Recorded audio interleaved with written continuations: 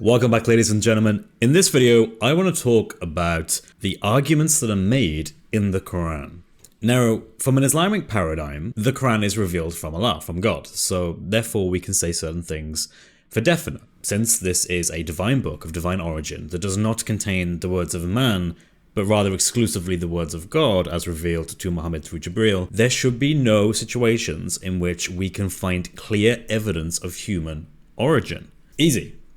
Contrast this with the Christian perspective, where we think that our scripture has been revealed through the Holy Spirit and inspiring man to write down what the Spirit is directing him to write down. The Quran has a much more strict approach with exactly what can be in their book and what can't. In this case, has to be divine, has to be from God, cannot have any human origin. That leads us to today's topic, the different arguments in the Quran.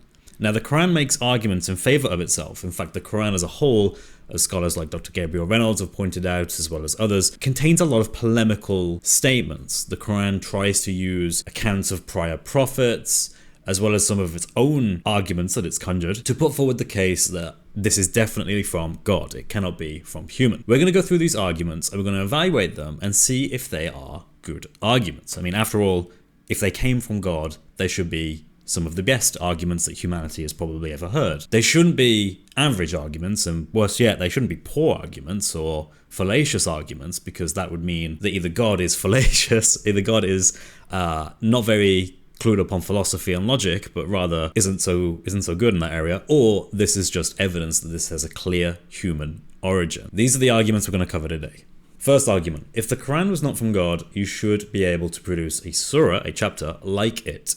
This isn't possible because the Quran is of divine origin. Second argument: if the Quran was not from God, it would have many contradictions in it. Third argument: you should believe in Muhammad because the revelation, the Quran, confirms that which you have with you. Fourth argument: Muhammad is found in the prior scriptures, so you should believe in him as a prophet. Now, in this video, I'm going to be covering just one argument, and then in future videos, I'll go into the others and talk about those. This video is going to start off with the first argument. If the Quran was not from God, you should be able to produce a surah or a chapter like it. So how does this break down? So there are different verses in the Quran that talk about how the Quran is something so unique and has properties in it in some sense that it is clearly not of human origin because it is impossible to replicate it. It is inimitable. Inimitable meaning that you can't produce anything like it. It's just so unique that you can't possibly make something that you could convincingly pass off as the Quran. It just wouldn't be possible. So here's the first problem I have with this. Is inimitability divine? It seems as if the answer is probably not. For example, if I wanted to, I could write something in my own language, in my own style, that arguably someone could never truly replicate. Now, they may get close to it, but there's always an argument that I can say, no, this stands alone, this is in a category of its own.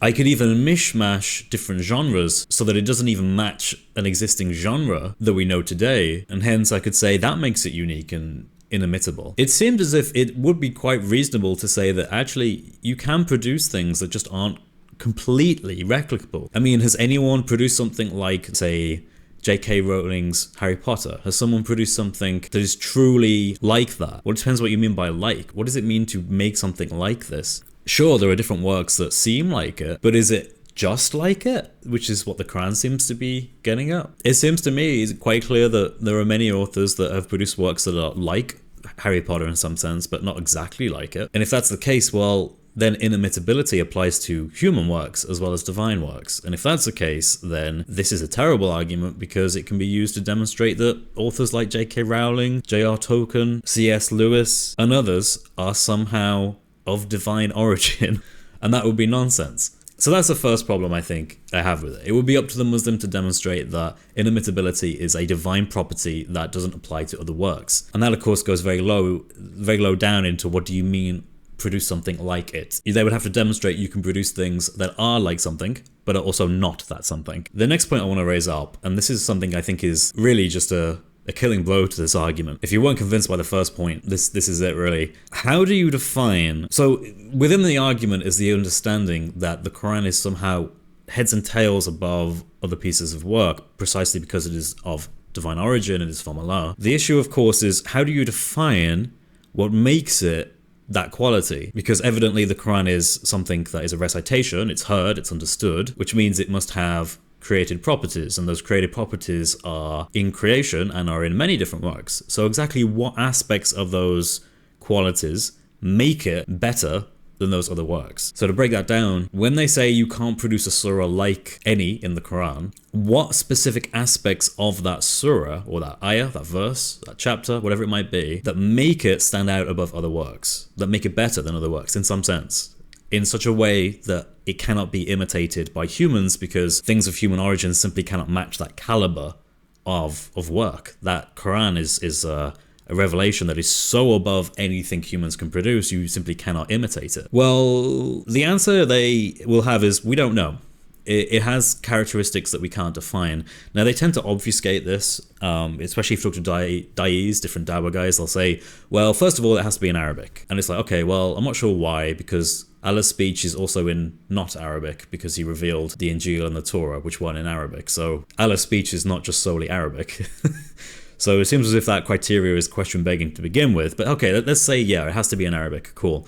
So it has to be in Arabic. What else is there as part of a requirement to produce something like it? And this is where it gets weird, because there's no agreed upon answer to this question. For example, there are verses in the Quran that have rhythm. They rhyme. And it's quite nice. You're reading through it in Arabic, you can see, this rhymes with this. Okay, that's nice. So is rhyming a standard? But you see, that's problematic, because there's other verses of the Quran that don't rhyme. So is it better to rhyme or better not to rhyme? Well, Muslims can't answer that, because if they pick either one, they're condemning other parts of the Quran that either do or do not rhyme. Okay, so we don't know about rhyming, but what about actual style of writing? So if I were to say the Quran is better than other works because it's verbose, it's lengthy, is that a characteristic of what it means to be inimitable? Is that what it means to be totally above other human works, that it can't be mimicked, it can't be replicated? Well, again, there seems to be no reason why that's the case. And worse yet, there are verses in the Quran that are also very brief. So it can't be how verbose the text is or the recitation is. It can't be how brief the recitation is, because again, the Quran has both of those. It can't be how well it rhymes or doesn't rhyme. What about tense? Is it better to be past tense, future tense, present tense? Again, the Quran shifts in between these, so it can't be any of those. Is it best to... What about perspective? Is it better to write from first person perspective, third person perspective, second person perspective? Well, again, the Quran has all of these. And likewise, so does tons of human works that have all these things so far. So it can't be any of these. None of these criteria allow us to understand what the challenge is and to actually try and make that challenge. Okay, well, maybe it's something more sort of abstract. Maybe it's like how well the Quran influences people. The Quran is an incredibly influential book that has influenced millions, if not billions, of people across the world. Maybe that's a criteria that cannot be imitated. But the problem with that is that's already been done, because there's an even more influential book called the Bible. So the Bible already meets that standard. And the Bible has the letters of Paul in it, ladies and gentlemen. So a Muslim, I don't think, could even say it's its influence that defines the fact that it's inimitable. Is it better to have a recitation that is said quickly or said shortly? No idea, because the Quran has traditions of both in different parts and different surahs. What about length of chapters? Is it better to have lengthier chapters or shorter chapters? Same like with verse, lengthier verses or shorter verses. Again, the Quran has all of these. What about genre? Is certain genres better than other genres?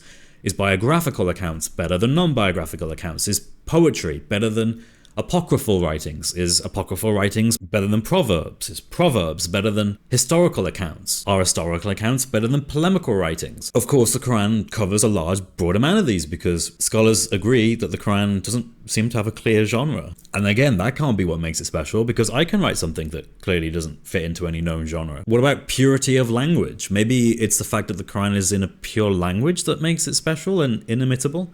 Well, no, because first of all, that's not true. The Quran is not just in Arabic, it's in many languages.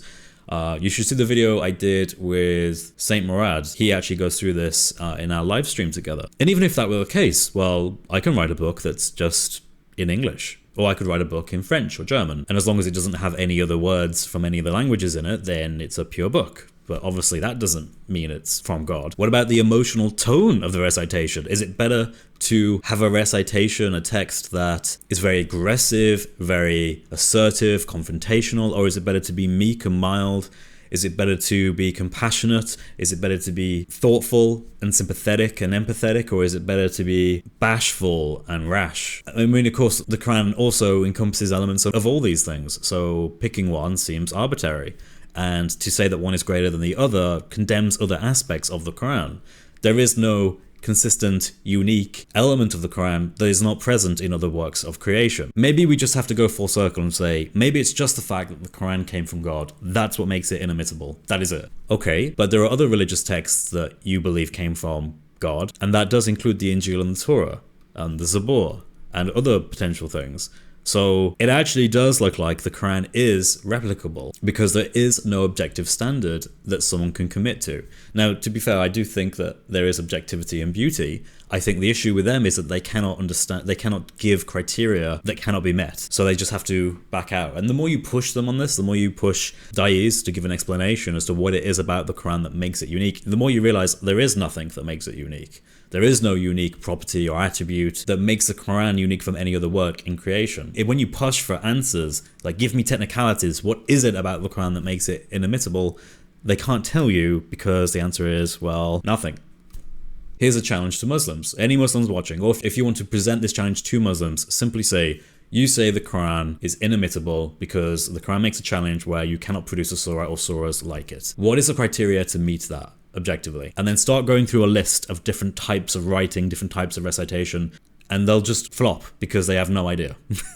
The third point, which is something that pretty much comes to everyone's mind, other than Muslims who wholeheartedly believe this, who haven't stepped back and thought about it a bit more objectively, is the fact that there have been many cases throughout history where Arab-speaking Muslims have thought that there was something that was Quran that wasn't Quran. Now, that to me seems like you can imitate it because Arab Muslims have at certain parts of history believed that something else was the Quran, and that meets the challenge. Now, there have been stories of people who go to Arabia, they go to Pakistan, Afghanistan, somewhere, and they basically go to Muslim areas, and they just play an Arabic recitation that is done in the style of the Quran, but it's not actually the Quran, it's something different, and Muslims are no wiser to what they're hearing. They think it's the Quran. They're like, oh yeah, that's this beautiful Quran recitation there, but it's not. And that to me again also proves this. And they may say, yeah, but you need these scholars, you need these really well-informed experts on the Quran. Those are the people who judge. Yeah, even that's happened. This is the problem. If you go back in history, and I've covered this on my channel as well, in the first few hundred years of Islam, there were imams who were in their masjid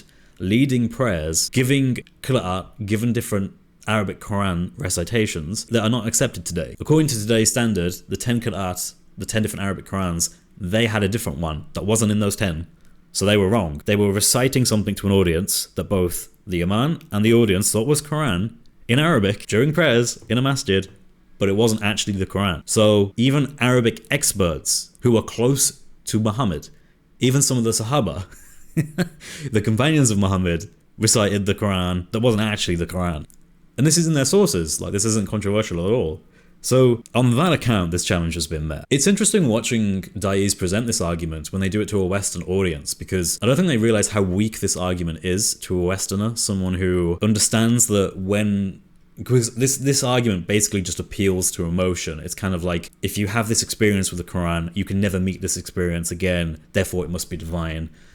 But we know that experiences often come from other places that are not divine. Even demonic things can make you feel a certain way. That doesn't mean that it's God that is the source of such things. And generally speaking, people in the West have a very low opinion of this because it is, in effect, basically saying the Quran is true because I have an experience of it that has never been matched by anything else, therefore it must be true. Of course, there have been Mormons who have made this argument, there have been Christians who have made this argument, there have been Jews who have made this argument. Really, it's a bad argument though, because it is purely subjective based on that Muslim or that da'i's experience. And a Christian, of course, can use this argument if they want to. They could say, hey, I read the Psalms, I read Psalm 110, I read Psalm 23, and I had this amazing experience that I don't think can ever be replicated in any other work, and I think that's proof that the Psalms are divinely inspired. You can easily make these kind of arguments. I just don't think they're good arguments to convince someone, because anyone can make them. An atheist could make them. An atheist could say, I read Richard Dawkins' The God Delusion, and I was so moved by it that it must have been from divine origin. Okay, that would be a funny argument. I don't think you'd make that one, but you get my point. The argument itself is just a bad argument. But that leads back to the whole question. If the Quran is from God, if it's from Allah, why does it have bad arguments in it? Surely it only has the best arguments in it. Why does the Quran make polemical cases for its own authority as being a divine work and then employ some of the most bizarre arguments in favor of it? No one thinks these arguments are convincing other than Muslims who have already had this emotional experience with the Quran. So again, ladies and gentlemen, we're left with a conclusion here. Either the Quran is divinely inspired from Allah, and Allah is a very confused, not very rational God that does not know how to best communicate with his creation, or the Quran is of human origins and only human origins. Thank God we don't have this issue with Christianity. That's it, ladies and gentlemen. I'll follow up with the other arguments in a further video. God bless you all. If you're not a Christian, then today is the day. If you have any questions about the Christian faith, you can email me at chris@speakerscorner@gmail.com.